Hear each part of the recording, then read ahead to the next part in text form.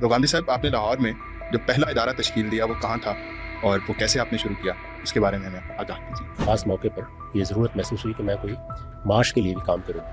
मैंने फिरोज़गंज में पाकिस्तान रिव्यू में काम की इब्तिदा की थी। मेरा पुराना घर आबाई घर सुल्तानपुरा में है, स्टेशन के पार।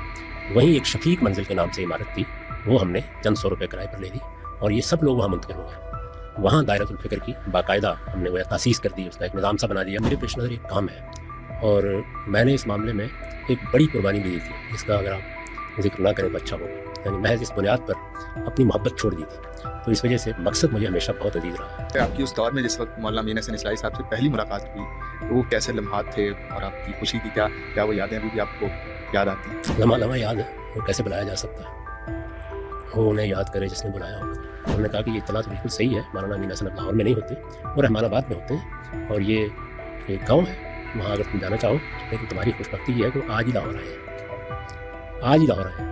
हर फन में 2-3 उम्महात होती हैं, वो पढ़ने की होती हैं। लोग आमतौर पर उनको हाथ भी नहीं लगाते हैं, उनकी बुनियाद पर लिखे जाने वाली हज़ारों किताबें पढ़ डालते हैं, लेकिन इल्म से वाकिफ़ नहीं हो पाते। मौलाना सैयद साहब मौजूदी के साथ बहुत करीबी रब्त हो गया। मौलाना ने इरशाद फरमाया कि तुम लोग मेरे करीब आ जाओ। तो मौलाना का अपना क़याम 5 ज़ैलदार पार्क में है। अस्सलाम वालेकुम ख़वातीन व हज़रात, ओपन माइक की एक और नशिस्त में खुश आमदीद। आज हमारे साथ एक बार फिर उस्ताद जावेद अहमद साहब गामदी मौजूद हैं। हम उनके साथ उनकी ज़िंदगी के मुख्तलिफ़ पहलुओं की कुछ यादें ताज़ा करने की कोशिश कर रहे थे। पिछली नशिस्त में हम उनके गवर्नमेंट कॉलेज के दौर तक पहुँचे थे। अब आगाज़ हम उस दौर से करना चाहेंगे जिस दौर में गांधी साहब ने लाहौर में मुख्तलिफ़ इदारों को तश्कील देने के लिए अपना काम शुरू किया। तो गांधी साहब, आपने लाहौर में जो पहला इदारा तश्कील दिया वो कहाँ था और वो कैसे आपने शुरू किया, उसके बारे में हमें आगाह कीजिए। ये गवर्नमेंट कॉलेज के बाद नहीं हुआ, उसी ज़माने में था। शोबा फ़लसफ़ा में मैं और डॉक्टर साजिद अली साहब इकट्ठे ही थे। मैंने आपसे ज़िक्र किया था कि एक ख़ास मौके पर ये ज़रूरत महसूस हुई कि मैं कोई माश के लिए भी काम करूं, तो मैंने फिरोज़गंज में पाकिस्तान रिव्यू में काम की इब्तिदा की थी। उसी दौरान में ये ख़्याल भी आया कि कोई अपना रिसाला निकालना चाहिए। चुनांचे जो इस वक्त हाल रोड है, वहाँ पर एक छोटा सा कमरा हमने लिया हुआ था, जिसमें हम दोस्त अहबाब बैठ के कुछ बातें भी करते थे, कुछ पढ़ते पढ़ाते भी थे। उससे हमने एक रिसाला निकालना चाहा। उस वक्त ये अंदाज़ा नहीं था कि पाकिस्तान में रिसाला निकालने के लिए आसानी से आप डिक्लेरेशन नहीं ले सकते। अब ये बहुत आसान हो गया है। उस वक्त तो आम तौर पे लोग कहते कि डिक्लेरेशन लेने या देने का मतलब ये है कि सदर ममलकत राज़ी हों आपको देने के लिए। कानून में तो अगरचे लिखा हुआ है कि डिस्ट्रिक्ट मजिस्ट्रेट, जिसको आप डिप्टी कमिश्नर कहते हैं, वो आपको देता है, लेकिन असलन इसकी मंजूरी बहुत ऊपर से होती है। उस रिसाले का दफ्तर हमने वहाँ बना दिया। इसी दौरान में ये बात होना शुरू हुई कि मसला असल में क्या है। तो मसला हमारे नज़दीक ये था कि नई तालीम में जो लोग पढ़ रहे हैं उनको हमारी मज़हबी उलूम, मज़हबी रवायत और हमारे मशरक़ी उलूम से उस तरह की वाक़फ़ियत नहीं होती, और जो उधर के लोग हैं उनको जदीद उलूम के मामले में बहुत सी चीज़ों से वाक़फ़ियत नहीं होती। तो ये आप कह सकते हैं कि तालिब इल्माना सा एहसास था। काफ़ी शिद्दत से हमारे दोस्तों के दरमियान ये ज़ेर बहस रहा। तो मैंने ये ख़्याल किया कि मैं चूँकि दोनों रिवायतों से वाकिफ़ हूँ, तो ऐसा क्यों ना किया जाए कि हम चंद तालिब इल्म मिल के एक ऐसा निज़ाम बनाएं जिसमें जो लोग उधर ज़्यादा तालीम याफ्ता हैं वो उनको तालीम दें और जो इधर हैं वो उनको तालीम दें। उसके लिए उसी दफ्तर में हमने दायरतुल फ़िक्र की बुनियाद रखी। यहाँ से ये सिलसिला शुरू हुआ था। दायरतुल फ़िक्र की बुनियाद उस वक्त अभी मैं ग़ालिबन 4थे साल में था तालीम के, उस वक्त डाल दी गई थी। बल्कि उसमें एक लतीफ़ा भी है, वो ये कि पहले दायरतुल फ़िक्र नहीं, बल्कि अगर आप गवर्नमेंट कॉलेज से वाकिफ़ हैं, कुछ गवर्नमेंट कॉलेज में जो पुराना फ़लसफ़े का शोबा होता, अब तो वो बुखारी एडिटोरियम के साथ चला गया हुआ है। पुराना शोबा वहीं था जहाँ नफ्सियात का शोबा है। नीचे शोबा फ़लसफ़ा था और ऊपर शोबा नफ्सियात था। तो शोबा फ़लसफ़ा के सामने एक लॉन है, اس میں بیٹھے ہوئے ہم لوگ اس پر گفتگو کر رہے تھے. ہم نے نام سوچا بزم فروغ آدم. بزم فروغ خیال یہ تھا کہ آدمیت کو فروغ دینے کے لیے کچھ کام کیا جائے. ہمارے ایک بڑے بزرگ سنگ دوست تھے, ان سے ذکر کیا تو انہوں نے کہا خاندانی منصوبہ بندی والے نہ آ جائے. تو وہ نام بس وہیں دفن ہو گیا. اس کے بعد ہم نے دائرۃ الفکر کا نام رکھا. دائرۃ الفکر کی ابتدا اسی زمانے میں اس چھوٹے سے کمرے میں ہوئی. پھر اس میں ایک اگلا مرحلہ یہ آیا کہ ہم چند دوستوں نے یہ خیال کیا کہ لوگوں کے لیے آنا جانا بہت مشکل ہو جاتا ہے, تو ایسا کیوں نہ کیا جائے کہ میرے سوا باقی سب لوگ ہاسٹل میں رہتے ہیں, تو وہ ہاسٹل میں بھی ادائیگی کرتے ہیں, تو ہم ان سب روپوں کو ملا کے ایک گھر لے لیتے ہیں, وہاں سب لوگ رہنے لگ جائیں, تو اس میں آسانی ہو جائے گی بہت. میرا پرانا گھر آبائی گھر سلطان پورہ میں ہے, اسٹیشن کے پار. وہیں ایک شفیق منزل کے نام سے عمارت تھی, وہ ہم نے چند 100 روپے کرائے پر لے لی اور یہ سب لوگ وہاں منتقل ہو گئے. وہاں دائرۃ الفکر کی باقاعدہ ہم نے وہ تاسیس کر دی, اس کا ایک نظام سا بنا دیا. اور وہ زیادہ تر کیا تھا, پڑھنے پڑھانے کا. یعنی اس میں جو چیزیں اس وقت ہمارے خیال میں مذہبی علوم کی یا اس پس منظر کی پڑھی جانی چاہیے تھی, وہ میں نے اپنے ذمے لے لی کہ میں پڑھاؤں گا. اور جو دوسرے علوم سے واقف لوگ تھے انہوں نے کچھ چیزیں اپنے ذمے لے لیں. 4 5 7 کبھی زیادہ ہو جاتے تھے کبھی کم. تو ایک لحاظ سے ایک ہاسٹل ہم نے اپنا بنا لیا, اس میں ہم لوگ رہتے تھے. یہاں سے دائرۃ الفکر کی ابتدا ہوئی. اچھا جاوید صاحب, اس سے پہلے کہ اگلے ادارے کی بات ہو, یہ وقت ہوگا جس وقت شادی کا واقعہ پیش آیا ہوگا, تو اس سے بھی آگاہ کر دیں. اس کے بہت بعد, یعنی یہ تو واقعات ہیں 71-72 کے. اس وقت ابھی مولانا امین احسن اصلاحی سے بھی میری براہ راست ملاقات نہیں ہوئی تھی, اور مولانا امین احسن اصلاحی کے بارے میں بھی اگر کچھ تعارف تھا تو وہ جماعت اسلامی کے دوستوں کی وساطت سے تھا. تدبر قرآن کی غالباً پہلی جلد شائع ہوئی ہے, اس کے کچھ عرصہ بعد. اس سے بھی پوری طرح بھی واقفیت نہیں تھی. یہ اس دور کی بات ہے. یعنی سن 67 میں نے 10ویں کا امتحان پاس کیا ہے. 67 ہی میں گورنمنٹ کالج میں آیا ہوں. تو 67 اور 68 یہ زمانہ زیادہ تر پاکستان ریویو کے ساتھ گزرا, فیروز سنز کے ادارے میں. اور پھر یعنی کالج کے بعد جو وقت بچتا وہ میں وہاں چلا جاتا تھا, پھر بعد میں گھر چلا جاتا تھا. میں نے عرض کیا تھا کہ اس زمانے میں مجھے کوئی بہت زیادہ دلچسپی اب نمبر لینے سے یا اس سے نہیں رہی تھی. بس یہ ہے کہ امتحان تو دینے ہی ہیں.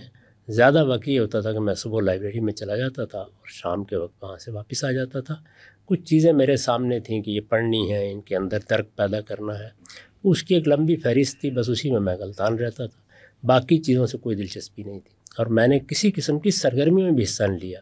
اس ادارے کو بھی اگر آپ دیکھیں تو اس کا تعلق سوسائٹی سے نہیں ہے کہ اس میں کوئی کام کرنا ہے, بلکہ یہ کہ ہم مل کر اپنا علم بہتر کریں اور علمی روایت کا احیاء کرنے کی کوشش کریں. یہاں سے اس کی ابتدا ہوئی. تو بعد میں پھر بہت سے مراحل سے گزرے یہ سب معاملات, لیکن ابتدا یہیں سے ہوئی تھی. شادی کا بتا رہے تھے 77 میں ہوئی. یعنی میں نے عرض کیا نا کہ یہ تو 71-72 کے واقعات ہیں. میری شادی 77 میں ہوئی ہے. اس کے بہت بعض دلچسپ واقعات ہیں. میری والدہ, میرے والد, اب میں چونکہ 25-26 کے قریب جا رہا تھا, تو یہ چاہتے تھے, میں ان کا تنہا بیٹا تھا. بیٹیاں تو بہت پہلے بیائی گئی تھیں بچپن ہی میں, تو وہ کہیں نہ کہیں مجھ کو بھی ٹانک دیں. اس کے لیے مختلف تجاویز پیش ہوتی رہتی. اب میں یہ کہانی تو نہیں آپ کو سنا سکتا کہ کوئی 8-9 کے قریب ایسے معاملات ہوئے جن کو بعض لوگ چاہیں تو منگنی اور منگنی ٹوٹنے, شادی اور شادی ٹوٹنے سے تعبیر کر سکتے ہیں. لیکن یہ سوال یہی باتیں پوچھنے کی تفنن. پھر میری بہن, بڑی بہن یہاں تھی, تو انہوں نے یہ کہا کہ اب تم اس میں اپنی کوئی رائے نہیں دو گے, اور بس یہ چیزیں ان کا ہم لحاظ رکھیں گے. تو ہمارے خاندان ہی میں جن کے ساتھ بہت ملنا جلنا میرا نہیں تھا, والد کا تھا, بہن کا تھا. میں تو بہت عرصہ باہر رہا ہوں سائیوال کے ضلع میں. یہاں لاہور کی برادری سے میں بہت واقف نہیں تھا.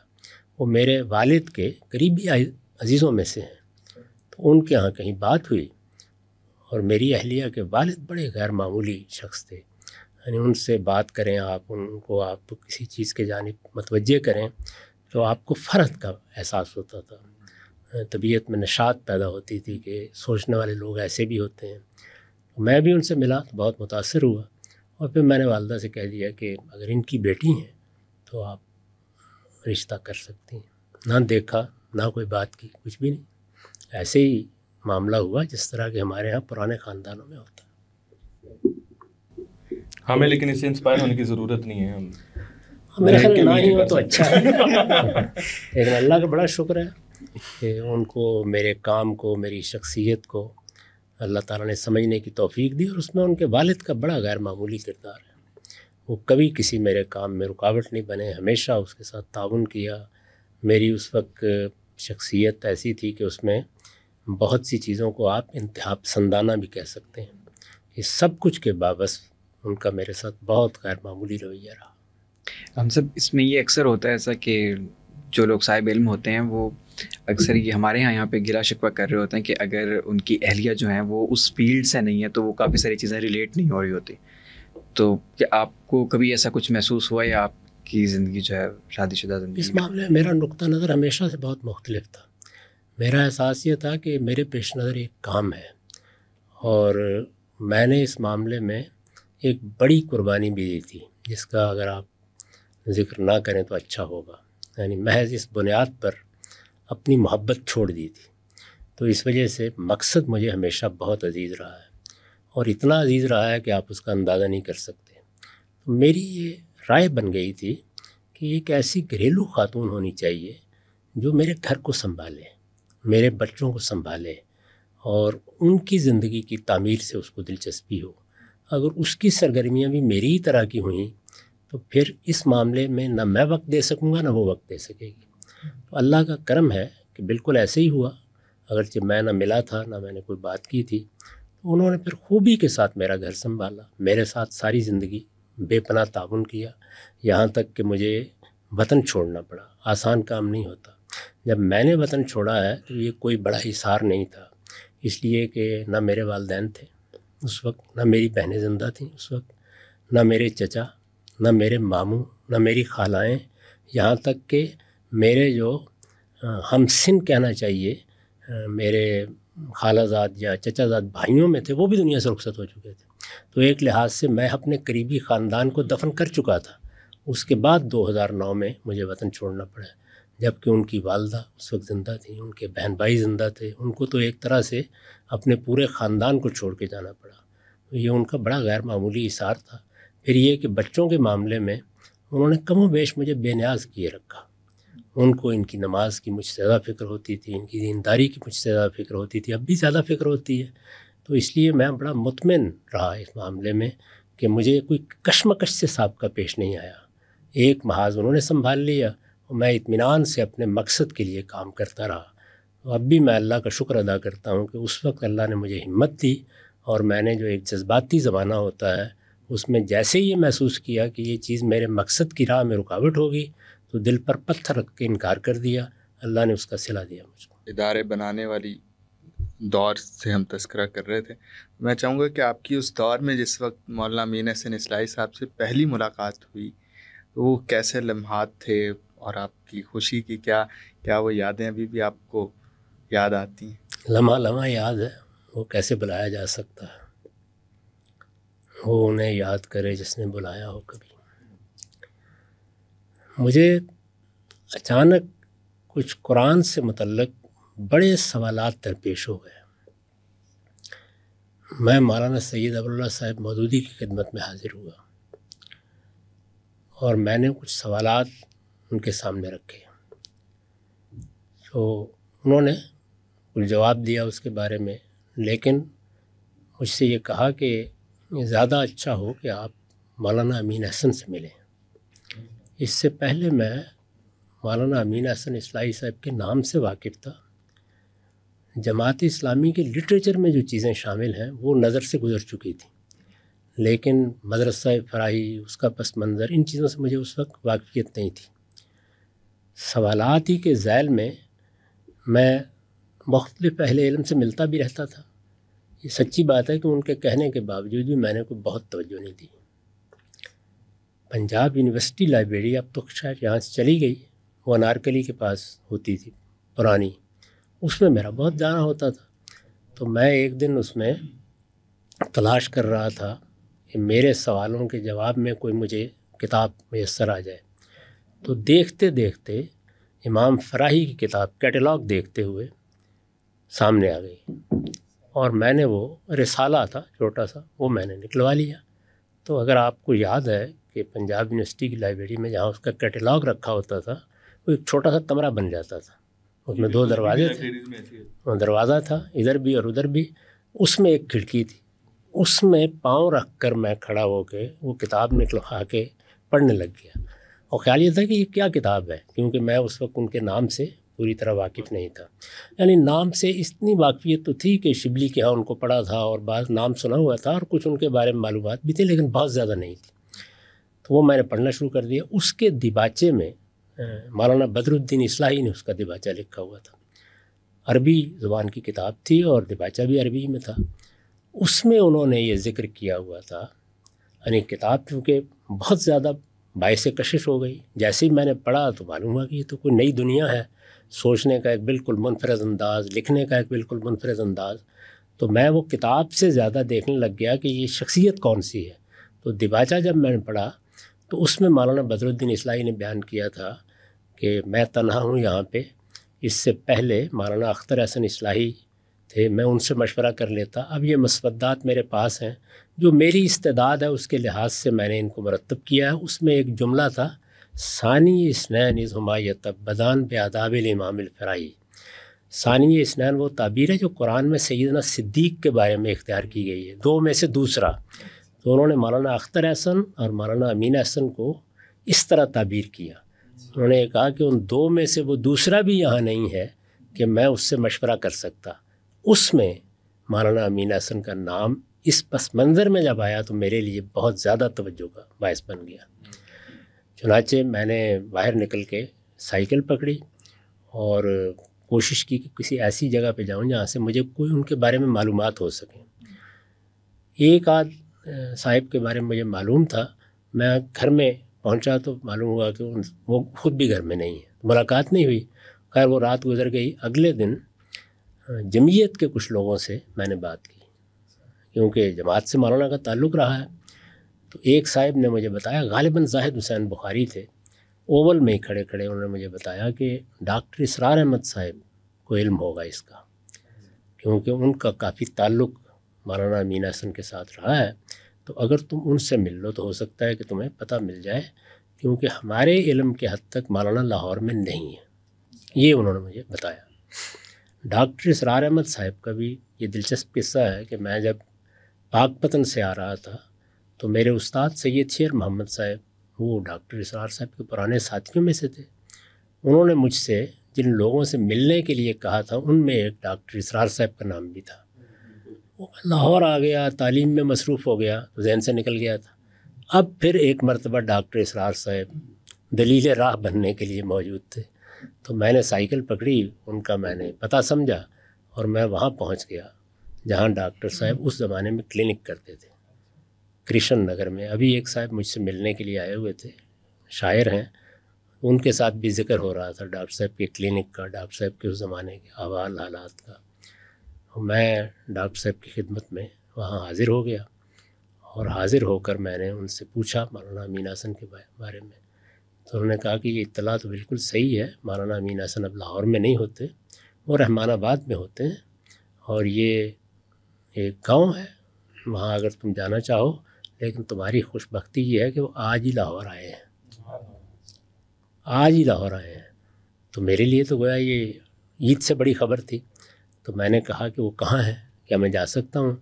انہوں نے مجھے بتایا کہ واپڈا کالونی میں ان کے داماد رہتے ہیں، وہ جب لاہور آتے ہیں انہیں کے پاس ٹھہرتے ہیں.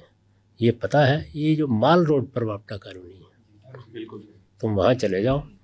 تو میں نے وہ سائیکل میرے پاس تھی، اس زمانے میں بہت سائیکل چلاتا تھا، وہاں کی راہ لی. یہ وہی چچا والی سائیکل ہے؟ جی وہی. میں نئی سائیکل تو گم کر بیٹھا.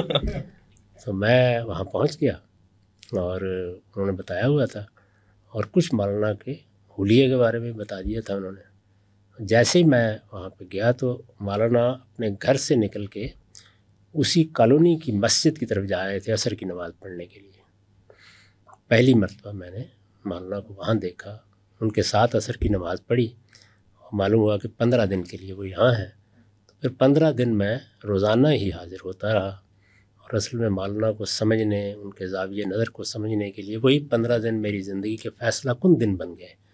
انہی 15 دنوں کے بعد جب میں نے ان سے درخواست کی کہ میں آپ کے طریقے پہ قرآن پڑھنا چاہتا ہوں، تو میں نے یہ فیصلہ بھی کر لیا کہ میں اپنی باقاعدہ تعلیم جس طرح خیال تھا کہ آگے شاید PhD تک جاری رکھوں گا، میں نے اس کے انقطاع کا فیصلہ کر لیا. میرے لیے اب یہی دروازہ بہت کافی ہے.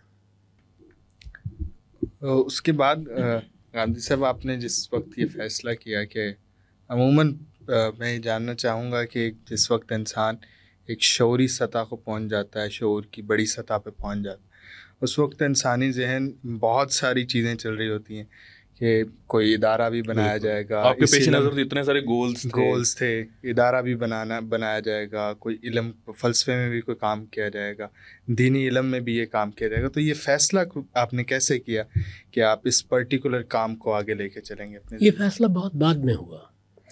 یعنی میری دلچسپی زیادہ تر جن علوم سے تھی اس میں سب سے زیادہ اولویت ادب کو حاصل تھی، اور اس میں بھی خاص طور پر شاعری. اس کے بعد فلسفہ، تصوف، اور آپ کہہ سکتے ہیں کہ چوتھے نمبر پر مذہب.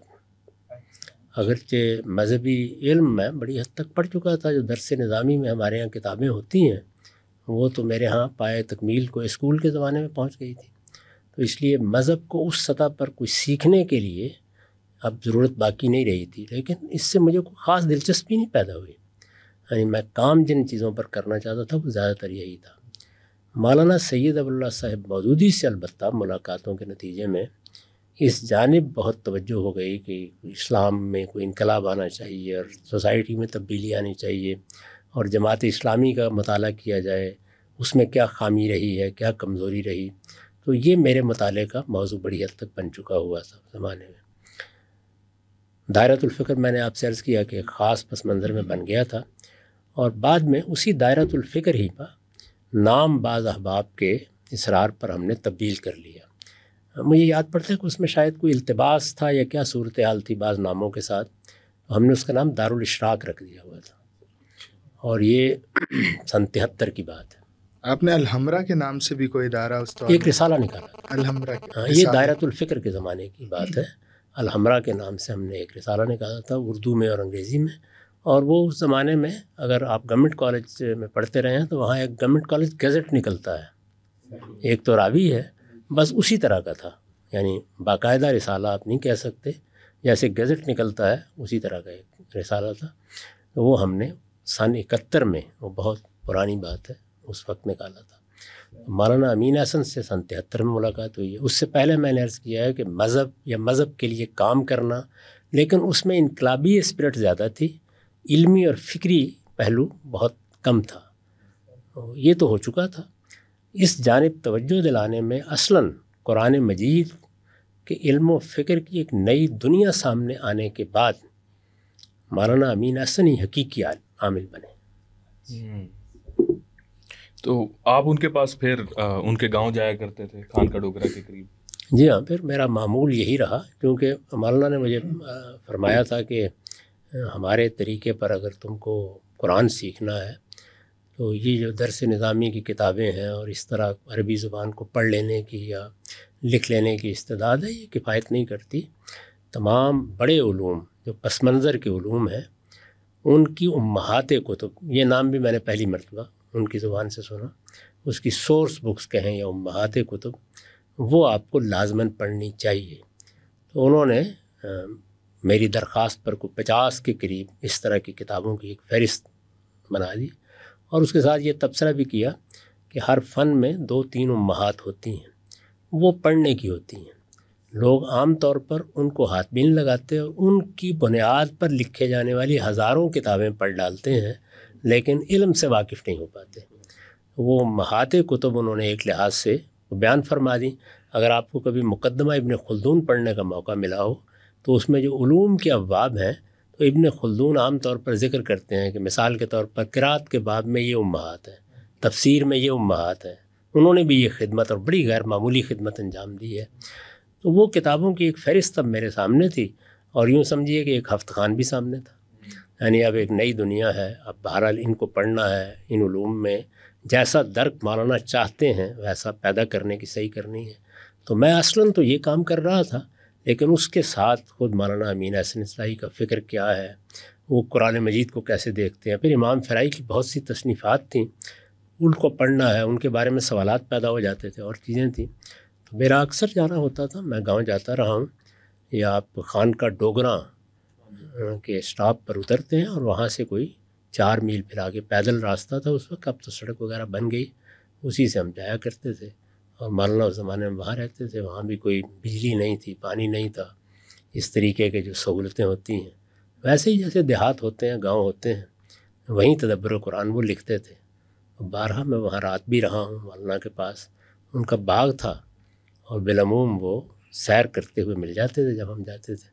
اس کے بہت لطائف ذرائف اور اس طرح کی چیزیں ہیں. بلکہ مجھے یاد پڑتا ہے کہ پہلی دوسری مرتبہ جب میں گیا تو مولانا بیٹھے ہوئے تھے اور کچھ جمعیت کے لڑکے ان کے پاس گفتگو کر رہے تھے، اور یہ کسی کھیت کی منڈیر پر بیٹھے ہوئے گفتگو ہو رہی تھی. دور سے مجھے نظر آئے، میں بھی وہاں جا کے سلام کر کے بیٹھ گیا. تو انہوں نے سوال کیا مولانا سے کہ مولانا آپ کے اساتذہ کون کون ہیں؟ تو مولانا نے فرمایا کہ 2 ہیں، ایک امام فرائی، دوسرے ڈاکٹر اسرار احمد. اور لوگوں کے منہ کھلے کے کھلے رہ گئے. تو انہوں نے کہا کہ ہاں، ان سے میں نے قرآن سیکھا ہے اور ان سے میں نے زندگی کے سبق سیکھے. یہ کس تناظر میں انہوں نے سبق سیکھے تھے ان سے؟ وہ ایک پوری داستان ہے. یعنی پہلے تو بہت قریبی تعلق تھا، پھر بہت اختلاف ہوا، اور خاص طور پر جو انجمن خدام القرآن انہوں نے بنائی، اس کے فلسفے سے اور اس کا جس طرح کا نظام بنایا گیا، اس کے مولانا بہت شدید ناقد تھے. اس میں پھر کچھ ذاتی تجربات بھی ایسے پیش آئے جس میں بہت نالاں ہو گئے. تو یہ سارا تبصرہ اصل میں اس پس منظر میں کیا گیا. یہ وہی دور ہے غامدی صاحب جس وقت آپ نے دائرۃ الفکر کے بعد یہ دانش سرا کی طرف آپ کس وقت یہ تو آئے؟ بہت بات کی بات ہے، بہت بات کی بات ہے. یہ تو پھر المورد جب بنا ہے، المورد 1983 میں بنا ہے. یعنی اس کے بعد دارالاشراق میں ہم لوگ کام کرتے رہے، اور اس زمانے میں پھر وہ وقت بھی آیا کہ جب مولانا سید ابواللہ صاحب مودودی کے ساتھ بہت قریبی ربط ہو گیا. مولانا نے ارشاد فرمایا کہ تم لوگ میرے قریب آ جاؤ. تو مولانا کا اپنا قیام 5 ذیلدار پارک میں ہے. یہ ایک ذیلدار پارک کی عمارت ہے جس کے درمیان اور مولانا کے گھر کے درمیان ایک ہی مکان حائل ہے. وہاں پھر میں منتقل ہو گیا تھا. وہاں ہم لوگ کوئی 2-2.5 سال کے قریب مقیم رہے، اور یہ سارے لوگ بھی وہی مقیم تھے. یعنی ہمارا ماڈل وہی تھا کہ یہ چند لوگ ہیں، مل کے ایک جگہ رہیں گے تاکہ قریب قریب رہیں، اور اس طرح پڑھنا پڑھانا ہوتا رہتا تھا. یہی عام سرگرمی تھی ہماری. تو وہاں منتقل ہو گئے. خیال تھا کہ اس کو اب ایک باقاعدہ ادارے کی صورت دی جائے. اس کی پھر بالکل ایک الگ داستان ہے، وہ کیا ہوا کیا نہیں ہوا، وہ اپنی جگہ اس کے لیے بہت نشیب و فراز کا ذکر کرنا پڑے گا. لیکن بہرحال وہ زمانہ میں نے بالکل ان کے قریب گزارا ہے. سب نمازیں ان کے ساتھ کھڑے ہو کے پڑھی ہیں. ان کی لائبریری سے بہت استفادہ کیا ہے، اور وہ خود وہاں جو ادارہ بنانا چاہتے تھے اس کے لیے ہر طرح کا تعاون کرنے کے لیے آمادہ تھے. بلکہ انہی کے ایما سے میرا اور ان کا جوائنٹ اکاؤنٹ حبیب بینک میں کھلا، اور یہ پیش نظر تھا کہ ادارے کے لیے ہم کچھ فنڈز بھی جمع کرنے کی کوشش کریں گے. مولانا خود اپنی جیب خاص سے اس میں 1000 روپیہ اس زمانے کے لحاظ سے بہت بڑی رقم تھی، ہر مہینے دیتے تھے. تو یہ ادارہ معارف اسلامی کے ساتھ بھی آپ اسی زمانے میں ان کے اس میں ساتھ؟ پیش نظر یہ تھا کہ ادارہ معارف اسلامی پہلے سے موجود ہے، تو اسی نام سے یہاں پر ادارہ قائم کر لیا جائے، یہ پیش نظر تھا. لیکن وہ پھر نہیں ہو سکا معاملہ. بالکل صحیح. اس کے بارے میں کچھ اشارات میں نے اپنے مضامین میں کر دیے ہیں کہ اس میں کیا ہوا. تو جاوید صاحب، المورد کی بھی کافی ساری تاریخ سے ہم لوگ واقف ہیں، لوگ بھی واقف ہیں. تو ایک سوال تھوڑا سا جو ہمارے ذہن میں آتا ہے، ہم چونکہ اب ایک عرصے سے المورد سے وابستہ ہیں اور اس کی انتظامیہ سے بھی، کہ ایک طرف تو اسکالرز کا بڑا غیر معمولی کام ہے، لیکن صرف علمی کام ہی کافی نہیں ہوتا اداروں کو چلانے کے لیے، اس میں ایک انتظامی کام بھی ضروری ہوتا ہے. تو مختلف اوقات میں مختلف لوگ انتظامی امور دیکھتے رہے ہیں. اس وقت آپ کے اپنے صاحبزادے یہ انتظامی امور دیکھ رہے ہیں، تو ہمارا تو ان کے ساتھ بھائیوں والا تعلق ہے. تو ہم آپ سے جاننا چاہتے ہیں کہ آپ کا اپنے بیٹے کے ساتھ اور ان کا جس طریقے سے انہوں نے انتظامی کام آپ کے سنبھالے ہوئے ہیں، کیونکہ آپ کی میجر چیز تو یہی المورد کا ایک پروجیکٹ تھا، تو جس طریقے سے اب وہ ورک کر رہا ہے تو آپ کیا اطمینان آپ کو ہے اس چیز پہ؟ اللہ کا بڑا شکر ہے. دیکھیے نشیب فراز ہر جگہ موجود ہوتے ہیں. میرا زاویہ نظر ہمیشہ یہ رہا کہ ہم ایک جمہوری طریقے کا نظام بنائیں اور بالکل میرٹ پر سب معاملات ہوں. چنانچہ پہلے دن سے 1983 میں جب المورد کی بنیاد رکھی گئی تو اس کے لیے ایک مجلس عمومی، جس کو اب جنرل باڈی کہتے ہیں، وہ بنا دی گئی. اس میں سے کچھ لوگ اس کے بورڈ کے یا بورڈ آف گورنرز کے ارکان منتخب ہو جاتے تھے. مجلس منظمہ آپ اس کو کہہ سکتے ہیں. اس میں ہمارے پرانے سب رفقا موجود ہیں، اس وقت بھی موجود ہیں. جواد صاحب اپنے طور پر کچھ خدمت انجام دیتے رہے، ان کا کوئی تعلق نہیں تھا اس سے.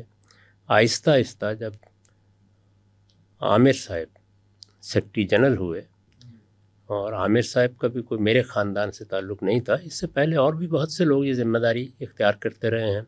جیسے احسن تہامی صاحب ہیں، وہ ایک زمانے میں رہے، نعیم رفیع صاحب رہے، ڈاکٹر منیر احمد صاحب رہے، اسی طرح الطاف محمود صاحب رہے. بہت سے لوگ یہ ذمہ داریاں انجام دیتے رہے ہیں. انہی لوگوں کے درمیان میں کچھ وہ اپنے طور پر کام کر رہے تھے. یہ نئی دنیا پیدا ہوئی، اس میں ویب سائٹ بنانی ہے، کچھ یہ کرنا ہے. تو پہلے تو اسی طرح کا تعلق تھا. آہستہ آہستہ پھر یہ ہوا کہ عامر صاحب نے، عامر عبداللہ میری مراد ہے، عامر عبداللہ کا بڑا غیر معمولی کردار ہے اس ادارے کو آگے بڑھانے میں. یہ انہی کا زمانہ ہے جس میں عالمی سطح پر اس کی شاخیں قائم ہوئیں. بہت مخلصانہ طریقے پر انہوں نے جدوجہد کی کہ اس کا نظام درست کریں، اس کے ریکارڈ کو درست کریں، اور بہت سی چیزیں ہیں جو حقیقت میں وہ صورت جو آپ کو ملی ہے انہی کے زمانے میں اختیار کر سکی ہیں. تو جواد کو بھی انہوں نے زیادہ قریب کیا. انہوں نے کوشش کی کہ اس کے کاموں کا اور خود المورد کے کاموں کا کوئی اشتراک پیدا ہو جائے، ورنہ یہ الگ الگ تھے. تو یہ سارا معاملہ کچھ میرے ایما سے نہیں ہوا، نہ میں ایسا چاہتا تھا، نہ میں نے کبھی اس طرح کی بات کی. یہاں تک کہ جس وقت یہ لوگ اس نتیجے پر پہنچے عامر صاحب کے الگ ہو جانے کے بعد، تو انہوں نے مجھ سے بات کی. تو میں نے اس وقت بھی بورڈ کے لوگوں سے، مجھے یاد ہے میں شاید ملیشیا میں تھا، میں نے ان سے یہ کہا کہ آپ کے پاس کوئی اور انتخاب نہیں رہا.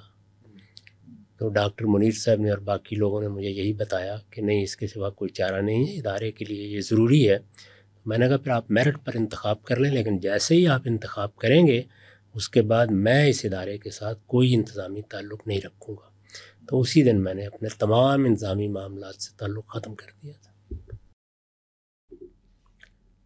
یہ بات تو ہم تک پہنچی تھی کہ جو المورد کی پہلی ویب سائٹ ہے اور جو بھی اس کا آن لائن سسٹم بن رہا تھا، وہ سب اصل میں جواد صاحب ہی نے بنایا تھا. لیکن اس وقت تک وہ اپنی ذاتی حیثیت میں اور اپنے شوق سے یہ کام کر رہے تھے. وہ ایک تدریجی عمل ہے جس میں عامر عبداللہ صاحب ان کو قریب لائے. وہی اصل میں المورد کے ساتھ کوئی باقاعدہ تعلق قائم کرنے کا باعث بنے، اور پھر ان کے جانے کے بعد وہ یہاں تک لا چکے تھے کہ لوگوں کی نگاہ انتخاب بھی اسی پر پڑی. کہا جا سکتا ہے کہ وہ عامر عبداللہ کا انتخاب ہے. ایک آخری سوال، چونکہ اب ہمارے پاس وقت بھی کم رہ گیا ہے لیکن میں اس کو بڑا ضروری سمجھتا ہوں. اس وقت ایک بحث بھی کچھ فیس بک پہ چل رہی ہے کہ خانقاہ کے حوالے سے کہ اس کا پس منظر اصل میں کیا تھا. تو اگر آپ اس کو بھی تھوڑا سا بریفلی بتا دیں. المورد کا تو سب کو پتہ ہی ہے، خانقاہ کا بھی ایک پس منظر اگر آپ ہسٹری بتا دیں کہ کس طرح یہ پہلے ہمارے ہاں انیس مفتی صاحب کے گھر میں بھی یہ سلسلہ چلتا رہا، ڈاکٹر فاروق خان نے بھی اس پہ غیر معمولی خدمات انجام دیں، اور اس کے علاوہ بھی لوگ بعد ازاں اس میں کام کرتے رہے. تو اب بھی الحمدللہ المورد لاہور میں بھی اس کا ایک سینٹر بن گیا ہے. تو اس کے بارے میں آپ تھوڑا سا بتا دیں کہ اس کا پس منظر کس طرح سے. میں نے اس سے پہلے بعض نشستوں میں عرض کیا ہے کہ المورد کی بنیاد 1983 میں رکھی گئی تھی.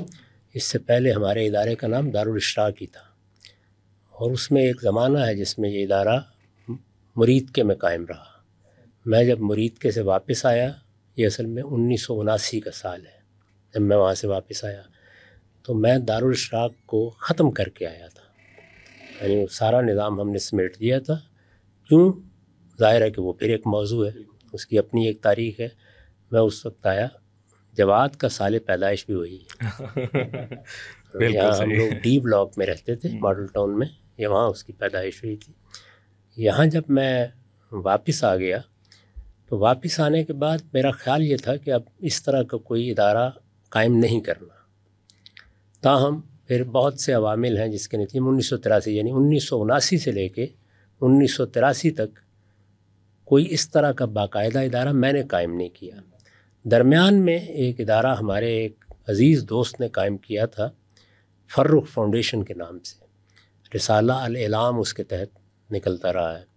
اس کی اپنی ایک الگ داستان ہے، لیکن بہرحال میں اس وقت تیار نہیں تھا کہ اس طرح کوئی ادارہ قائم کیا جائے. پھر 1983 میں جب یہ قائم ہوا ہے تو بتدریج اس کا پروگرام متعین ہونے لگا. ایسا ہی ہوتا ہے، آپ جب شروع کرتے ہیں تو کیا چیزیں اس میں ہوں گی. چنانچہ ایک خاص موقع پر میں نے اس کا تعارف لکھا ہے. وہ تعارف شائع شدہ موجود ہے، اور میں اگر غلطی نہیں کر رہا تو غالباً 30-35 سال سے وہ اشراق کے اندرونی صفحے پر شائع ہوتا ہے. اس میں میں نے یہ تجویز کیا ہوا ہے کہ ایسی خانقاہیں قائم ہونی چاہیے. میں خانقاہ کو اپنی تہذیبی روایت کا ایک بڑا ادارہ سمجھتا ہوں. تہذیبی روایت ایک بالکل اور چیز ہوتی ہے، اور کوئی فکر بالکل ایک الگ چیز ہے. تصوف ہے، علم کلام ہے، ان میں سے بعض چیزوں کا میں شدید ناقد ہوں، ہمیشہ سے رہا ہوں، آج شاید پہلے سے بھی زیادہ شدید ہوں. اور میں بارہا یہ عرض کر چکا ہوں کہ تصوف کو اگر آپ ایک الگ نظام فکر کے طور پر پیش کریں تو میں اس کی بڑی قدر کروں گا، لیکن اگر آپ اس کو دین کے ساتھ پیوند کرنے کی کوشش کریں گے تو میں یہ کہوں گا کہ یہ سری بدعت ہے. کسی حال میں بھی میں اس کو قبول کرنے کے لیے تیار نہیں ہوں. خانقاہ کے ادارے کے بارے میں ہمیشہ میری رائے بہت مثبت رہی ہے. میں اپنے بچپن میں بعض خانقاہوں میں گیا ہوں، میں نے کچھ وقت بھی خانقاہوں میں گزارا ہے. یہ جو چنیوٹ میں جامعہ محمدی ہے اس میں کوئی 15 دن تک میں رہا ہوں وہاں. تو اس وجہ سے خانقاہ کے ساتھ میری بہت دلچسپی رہی ہے اور بہت محبت رہی ہے اس ادارے سے. میں یہ سمجھتا ہوں کہ کسی سوسائٹی میں لوگوں کی شخصیت کی تعمیر میں یہ ادارہ بڑا غیر معمولی کردار ادا کرتا ہے. اس میں لوگ ایک خلط مبس پیدا کرتے ہیں کہ وہاں پر ایک شیخ ہے، وہ ایک صوفی ہے، وہ الگ ایک معاملہ ہے.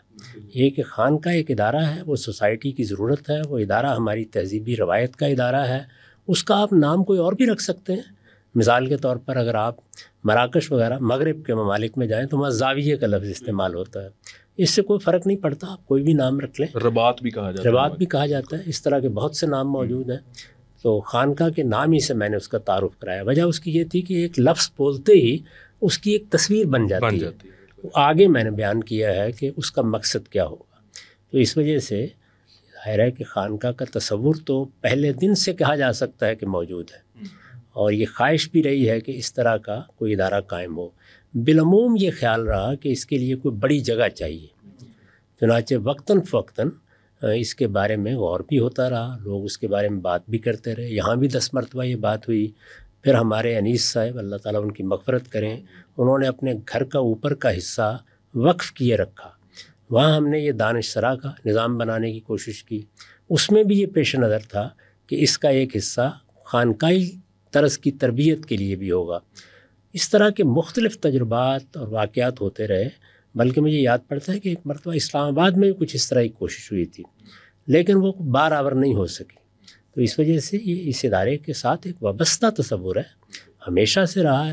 اور چونکہ اس ادارے کو جن لوگوں نے سنبھالے رکھا ہے انہوں نے اس تعارف میں کبھی کوئی تبدیلی نہیں کی، تو اس کا مطلب یہ ہے کہ یہ ہمیشہ سے ان کے پیش نظر ہے. اور وہ ہو سکتا ہے کہ اس کے بارے میں اپنے مجالس منتظمہ میں دوسری جگہوں پر بحث کرتے رہے ہوں، غور کرتے رہے ہوں، اس کے لیے منصوبے بناتے رہے ہوں. یہاں پر بھی یہ چیز زیر بحث رہی. بلکہ مجھے یاد پڑتا ہے کہ کوئی 3 سال پہلے اس سلسلے میں بات ہوئی تھی کہ ایک بڑی جگہ پر منتقل کر دیا جائے اور یہ ساری عمارت ہی بیچ دی جائے. خود میں نے اس کے لیے توجہ دلائی. تو یہ ایک پرانا تصور ہے، پرانے تجربات اس کے ساتھ وابستہ ہیں. ہمارے بہت سے دوست اس میں خدمات انجام دیتے رہے ہیں اس پہلو سے کہ کسی جگہ اس کو ہم زمین پر لانے میں کامیاب ہو جائیں. تو اب اگر آپ لوگوں نے اس کا حوصلہ کیا، ہمت کی ہے، تو میں دعا گو ہوں کہ اللہ تعالیٰ اس میں کامیابی عطا کرے.